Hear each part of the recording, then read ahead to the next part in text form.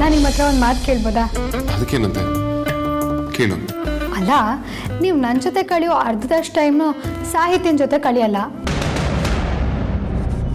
ಮತ್ತೆ ಹೇಗೆ ಅವಳ ಜೊತೆ ಪೂರ್ತಿ ಜೀವನನ ಕಳೆಯೋದಕ್ಕೆ ರೆಡಿಯಾಗಿದ್ದೀರಾ?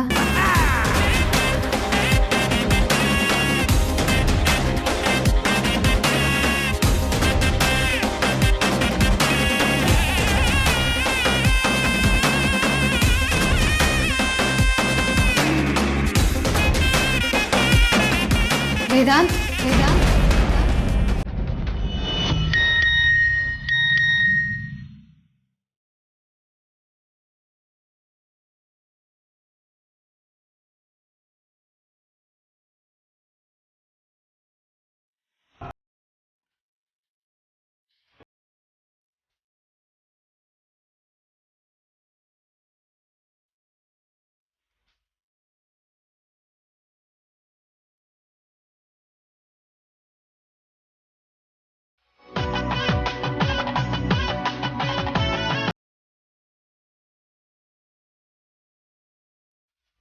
ಬಾಸ್, ಮೆಸೇಜಲ್ಲಿ ಜೋಕ್ ಬಂತ? ಏನಕ್ಕೆ ನಗ್ತಾ ಇದ್ದೀರಾ?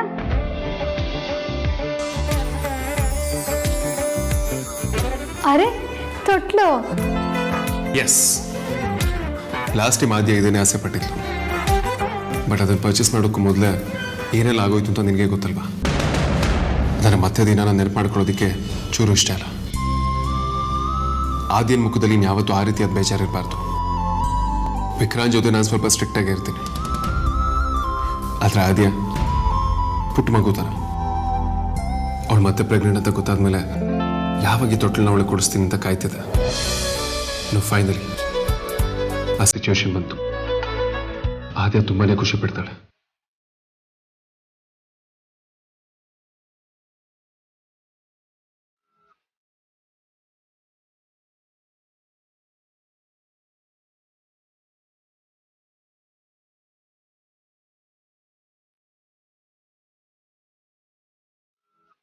ಧೂಳು ಬಿದ್ಬಿಡ್ತು. ಧೂಳು.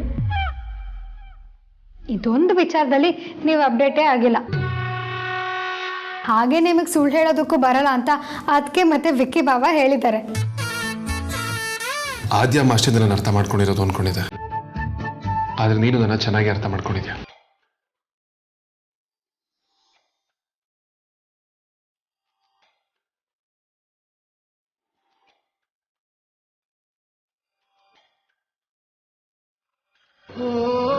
ವೇದಾಂತ್, ನಿನ್ನ ನಗುನಷ್ಟು ಸುಂದರವಾತು ನನ್ನ ಪಾಲಿಗೆ ಜಗತ್ತಲ್ಲಿ ಇನ್ನೇನೂ ಇಲ್ಲ ಅನ್ಸುತ್ತೆ. ನಿನ್ನ ಮುಖದಲ್ಲಿ ನಗು ಮೂಡುತ್ತೆ ಅಂದರೆ ನಾನು ಏನು ಬೇಕಿದ್ರೂ ಮಾಡ್ತೀನಿ. ಈ ಟೋಟಲ್ ಇನ್ಬಿಲ್ಡ್ ಮ್ಯೂಸಿಕ್ ಕೂಡ ಇದೆ ಗೊತ್ತಾ? ಕಮಲ್ ಶೋಲ್ಡ್.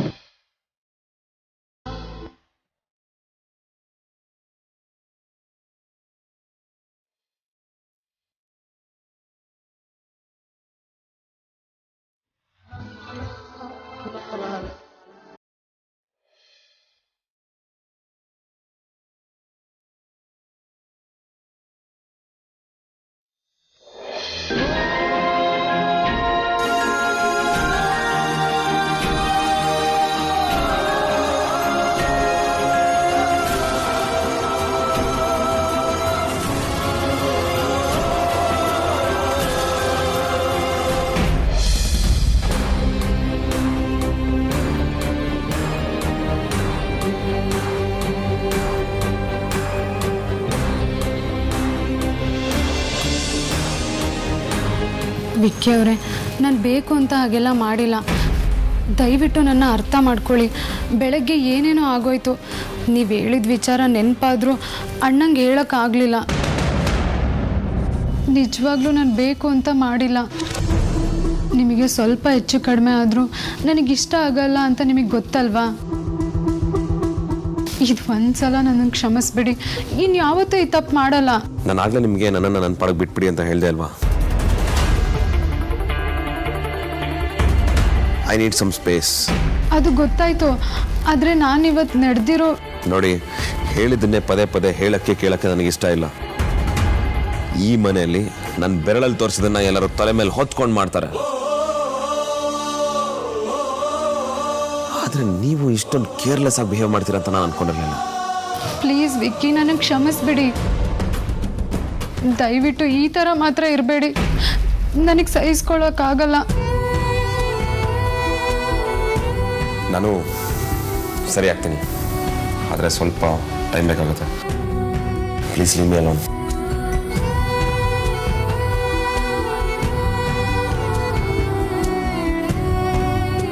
ಆರ್ತಿ, ನೀವು ಬೇಜಾರು ಮಾಡ್ಕೋಬೇಡ. ಅವ್ನು ಸ್ವಲ್ಪ ಹಾಗೇನೆ.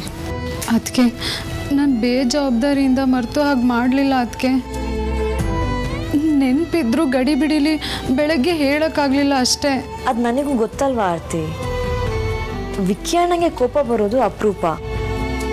ಆದರೆ ಒಂದ್ಸಲ ಬಂತು ಅಂದರೆ ಅದು ಬೇಗ ಇಳಿಯಲ್ಲ.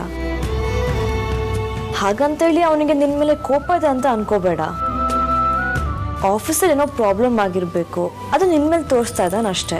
ಇಲ್ಲ ಅದಕ್ಕೆ ಅವ್ರು ನನ್ನನ್ನೇ ತಪ್ಪಾಗಿ ತಿಳ್ಕೊಂಡಿದ್ದಾರೆ, ನನ್ನ ಮೇಲೆ ಕೋಪ ಮಾಡ್ಕೊಂಡಿದ್ದಾರೆ. ಆರ್ತಿ, ಅವ್ನು ಯಾವಾಗಲೂ ಹೀಗೇನೆ. ಯಾವುದೋ ವಿಚಾರಕ್ಕೆ ಅಪ್ಸೆಟ್ ಆದರೆ ಇನ್ನು ಯಾವುದೋ ಮೇಲೆ ತೋರಿಸ್ತಾನೆ. ಚಿಕ್ಕಂದಿಂದನೂ ಹಾಗೇನೆ. ಹಾಗಂತ ಇವನ್ ಕೋಪ ಶಾಶ್ವತ ಅಲ್ಲ. ಸ್ವಲ್ಪ ಟೈಮ್ ಕೊಡು, ಸರಿ ಹೋಗ್ತಾನೆ. ಆಮೇಲೆ ಅವನೇ ಬಂದು ಮಾತಾಡಿಸ್ತಾನೆ. ಅವರಿಗೆ ಇದರಲ್ಲಿ ನಾನು ತಪ್ಪಿಲ್ಲ ಅಂತ ಅರ್ಥ ಆಗುತ್ತಲ್ವ ಅದಕ್ಕೆ? ಖಂಡಿತ ಅರ್ಥ ಆಗತ್ತೆ, ಡೋಂಟ್ ವರಿ.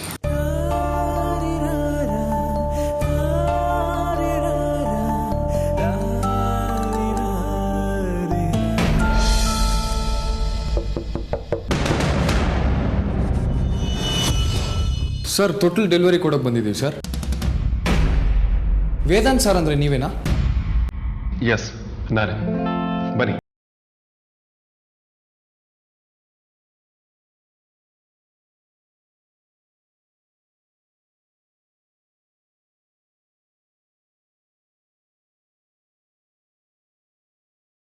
ಈಗ ತಾನೇ ನಾಳೆ ಬೆಳಗ್ಗೆ ಡೆಲಿವರಿ ಆಗುತ್ತೆ ಅಂತ ಮೆಸೇಜ್ ಬಂದಿತ್ತು. ಆ್ಯಕ್ಚುಲಿ ನಾಳೆನೇ ಡೆಲಿವರಿ ಆಗಬೇಕಾಗಿತ್ತು ಸರ್, ಆದರೆ ಲಾಕ್ಡೌನ್ ಮುಂಚೆನೇ ಆರ್ಡರ್ ಆಗಿರೋದನ್ನ ಡೆಲಿವರಿ ಮಾಡ್ತಾ ಇದ್ದೀವಿ. ಇದೇ ಏರಿಯಾದಲ್ಲಿ ಇನ್ನೊಂದು ಡೆಲಿವರಿ ಇತ್ತು, ಅದಕ್ಕೆ ಇದು ಇವತ್ತೇ ಬಂತು. ನೀವು ಇದನ್ನ ನಮ್ಮ ಮನೆಗೆ ಡೆಲಿವರಿ ಕೊಡ್ಬೋದಾ? ಕೊಡ್ಬೋದು ಸರ್, ಆದರೆ ಪೇಮೆಂಟ್ ಪೆಂಡಿಂಗಲ್ಲಿದೆ. ನೋನೋ, ನಾನು ನನ್ನ PA ಪೇಮೆಂಟ್ ಮಾಡೋದಕ್ಕೆ ಹೇಳಿದ್ದೆ. ಇಲ್ಲ ಸರ್, ಆಗಲಿಲ್ಲ. ಓಕೆ, ಪರವಾಗಿಲ್ಲ, ಆನ್ಲೈನ್ ಪೇಮೆಂಟ್ ಮಾಡಿಬಿಡಿ ಸರ್. ಓಕೆ, ಮಾಡಿಕೊಡ್ತೀನಿ.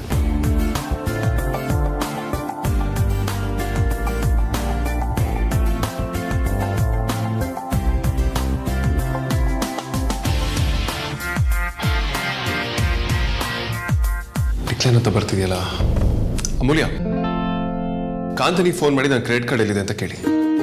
ಸರಿ, ಇದನ್ನ ಸ್ವಲ್ಪ ಈ ಕಡೆ ಜರಗಿಸ್ತೀರಾ?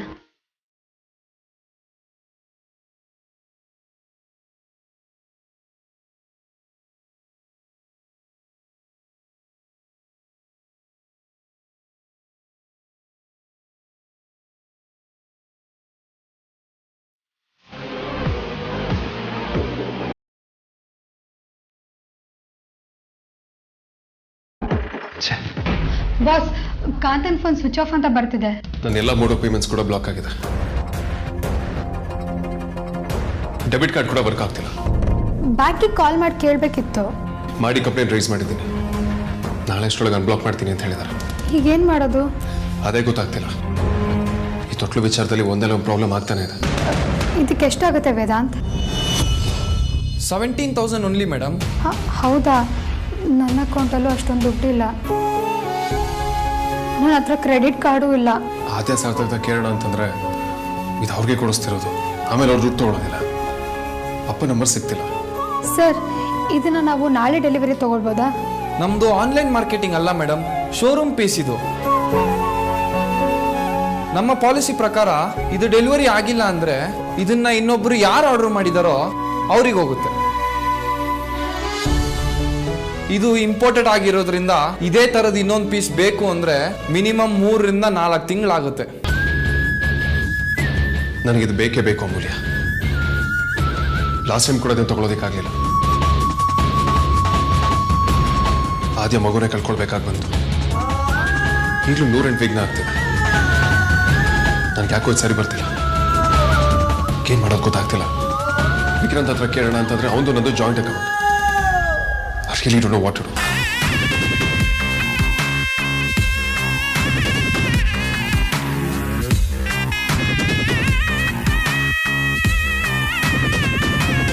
ಬಾಸ್ ನೀವೇನು ಯೋಚನೆ ಮಾಡಬೇಡಿ, ಆರಾಮಾಗಿರಿ. ಇದಿಲ್ಲೇ ಇರಲಿ, ನೀವು ಬನ್ನಿ ನನ್ನ ಜೊತೆ. ಯಾಕೆ ಅಮೂಲ್ಯ? ಬಾಸ್ ಯಾಕೇನು ಅಂತ ಆಮೇಲೆ ಹೇಳ್ತೀನಿ, ನೀವಿಲ್ಲೇ ಇರಿ, ಬನ್ನಿ.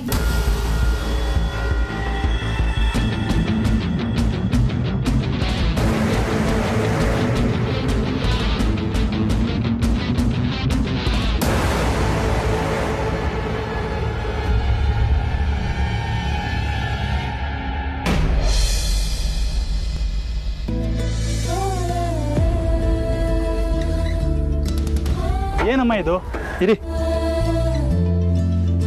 ನಮ್ಗೆ ಹೇಳಿದನಲ್ಲ ಗಾಡಿ ನಲ್ಲೇ ಬಿಟ್ಬಿಟ್ಟು ಬನ್ನಿ, ತಳ್ಕೊ ಬರಬೇಡಿ ಅಂತ. ಇಷ್ಟು ಬೇಗೆಲ್ಲ ಖಾಲಿ ಆಗೋಯ್ತಾ? ಹ್ಞೂ ಕಣ, ಇಷ್ಟು ಬೇಗ ಖಾಲಿ ಆಗುತ್ತೆ ಅಂತ ನನಗೂ ಗೊತ್ತಿರಲಿಲ್ಲ. ಮಾಡಿದ ಮಸಾಲೆ ಒಂಚೂರು ಉಳಿದಿಲ್ಲ. ಇನ್ನು ಖಾಲಿ ಗಾಡಿನ ಯಾರನ್ನು ತಳ್ಕೊಂಡು ಹೋಗ್ಬಿಡ್ತಾರೆ ಅಂತ ನಾನೇ ತಂದೆ. ಹಾಗೆಲ್ಲ ಏನೂ ಆಗಲ್ಲ ಅಮ್ಮ. ಅಲ್ಲ ರಜಾ, ನೀನು ನಿನ್ಗೆ ಗೊತ್ತಿರೋನ್ಗೆ ಹೇಳಿ ಈ ಗಾಡಿ ತರಿಸಿದ್ಯಾ. ಆಮೇಲೆ ಏನಾದರೂ ಹೆಚ್ಚು ಕಮ್ಮಿ ಆದರೆ ಚೆನ್ನಾಗಿರಲ್ಲ ಅಲ್ವಾ? ನಾವು ಹೇಗೆ ತೊಗೊಂಡು ಬಂದ್ವೋ ಹಾಗೇ ತೊಗೊಂಡೋಗಿ ಕೊಡಬೇಕು ಅನ್ನೋದು ನನ್ನ ಭಾವನೆ.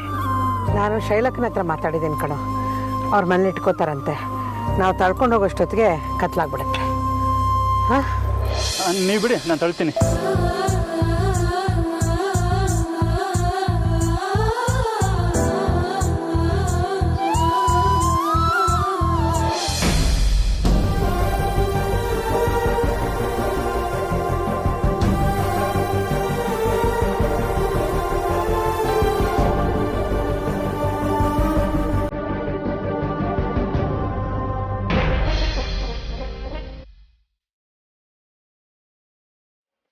ಇಷ್ಟೊತ್ತಾದ್ರೂ ಬರಲಿವಲ್ಲ, ನಾನೇ ಹೋಗಿ ನೋಡ್ತೀನಿ.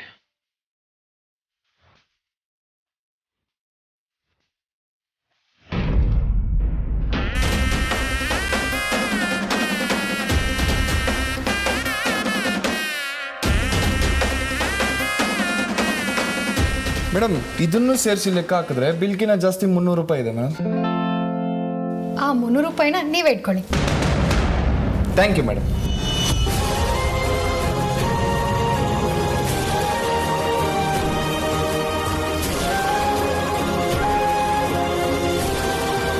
ಅಮೂಲ್ಯ, ಏನ್ ಮಾಡ್ತಿದ್ಯಾ? ಡೋಂಟ್ ವರಿ ವೇದಾಂತ್, ನಾವು ತೊಟ್ಲನ್ನ ತಗೋತಾ ಇದ್ದೀವಿ. ಬಾಯ್.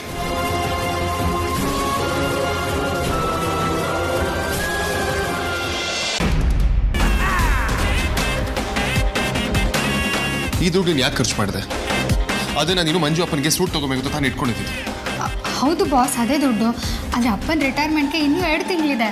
ಅಷ್ಟರಲ್ಲಿ ನನ್ನ ಸ್ಯಾಲ್ರಿಲಿ ನಾನು ಕೊಡಿಸ್ತೀನಿ. ಈಗ ಇದನ್ನ ಯೂಸ್ ಮಾಡೋ ಅವಶ್ಯಕತೆ ಇತ್ತಾ ಅಮೂಲ್ಯ?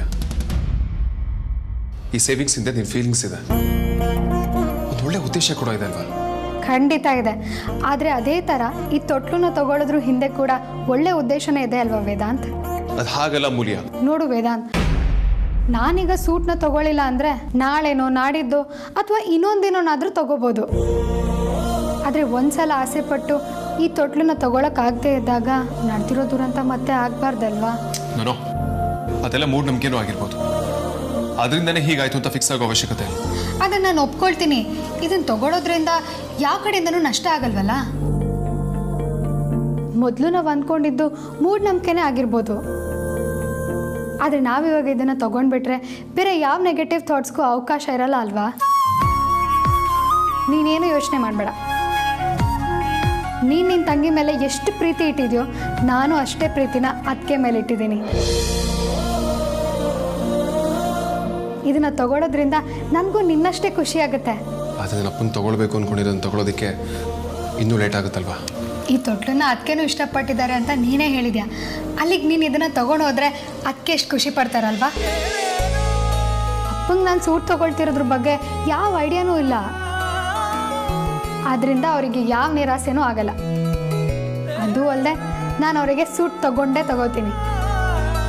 ಆದರೆ ಅದಕ್ಕೆ ಇದ್ರ ಮೇಲೆ ನಿರೀಕ್ಷೆ ಇತ್ತು. ಈಗ ನೀನು ಅದನ್ನು ಈಡೇರಿಸಿದ್ರೆ ಈ ಟೈಮಲ್ಲಿ ಅದಕ್ಕೆ ತುಂಬ ಅಂದರೆ ತುಂಬ ಖುಷಿ ಪಡ್ತಾರೆ.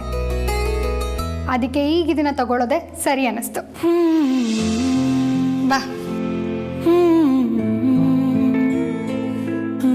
ಅಲ್ಲ, ಇಷ್ಟು ದೊಡ್ಡ ತೊಟ್ಲನ್ನ ನಾನು ಯಾವತ್ತೂ ನೋಡೇ ಇಲ್ಲ. ತೊಟ್ಲು ಡಿಸ್ಮ್ಯಾಂಟಲ್ ಆಗಿರುತ್ತೆ, ಅದರೊಳಗೆ ಆಕ್ಸೆಸರೀಸೇ ಜಾಸ್ತಿ ಇದೆ. ಸ್ವಲ್ಪ ಸ್ಪೆಷಲ್ ಅಲ್ವಾ? ಅದಕ್ಕೆ ಬಾ.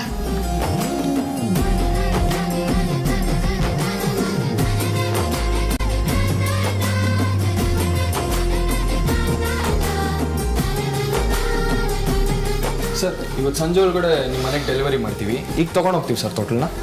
Thank you.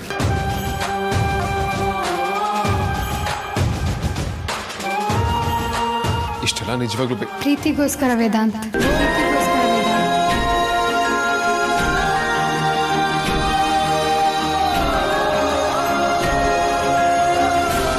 ಅದರಲ್ಲೇನು ಆಶ್ಚರ್ಯ ಇಲ್ಲ. ನೀನು ತಂಗಿ ಮೇಲಿನ ಪ್ರೀತಿ, ನಾನು ಅದಕ್ಕೆ ಮೇಲಿನ ಪ್ರೀತಿ. ಒಬ್ಬರು ಇನ್ನೊಬ್ಬರ ಮೇಲಿಟ್ಟಿರೋ ಪ್ರೀತಿಗೆ ಬೆಲೆ ಕಟ್ಟಕ್ಕಾಗಲ್ಲ. ಹಾಗೇನೆ ಆ ಪ್ರೀತಿ ಬೆಲೆನೂ ಕಳ್ಕೋಬಾರ್ದು.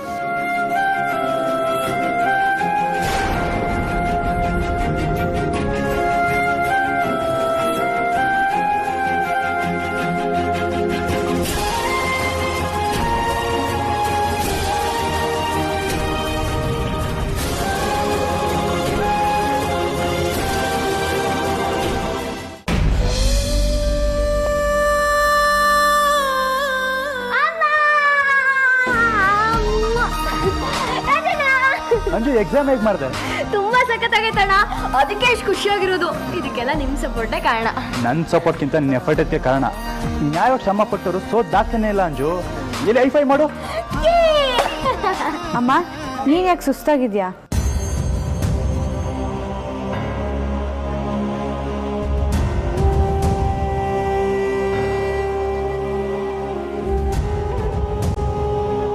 ಮಕ್ಕಳೆಲ್ಲ ಎಲ್ಲಿದ್ದೀರಾ? ಅರೆ ಅಮ್ಮು ಇಲ್ಲಿ.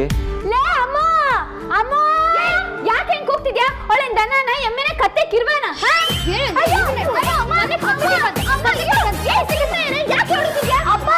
ಏನಪ್ಪ ಅದು? ಇದಾ ನಿಮ್ಗೆಲ್ಲ ಇಷ್ಟ ಆಗತ್ತೆ ಅಂತ ತಂದಿದ್ದೀನಿ. ಇಷ್ಟ ಆಗೋದ? ಏನಪ್ಪ ಅದು? ಈಗೀಗ ಇದನ್ನ ತುಂಬಾ ಜನ ಇಷ್ಟಪಡ್ತಾರೆ. ಏನ್ ಹೇಳಿ ನೋಡೋಣ.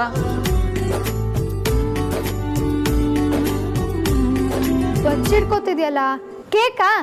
ಅಲ್ಲ, ಅಪ್ಪಪ್ಸ.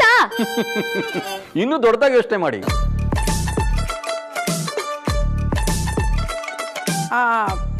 ಅಂದ್ರೆ ದೊಡ್ಡ ಪಪ್ಸ.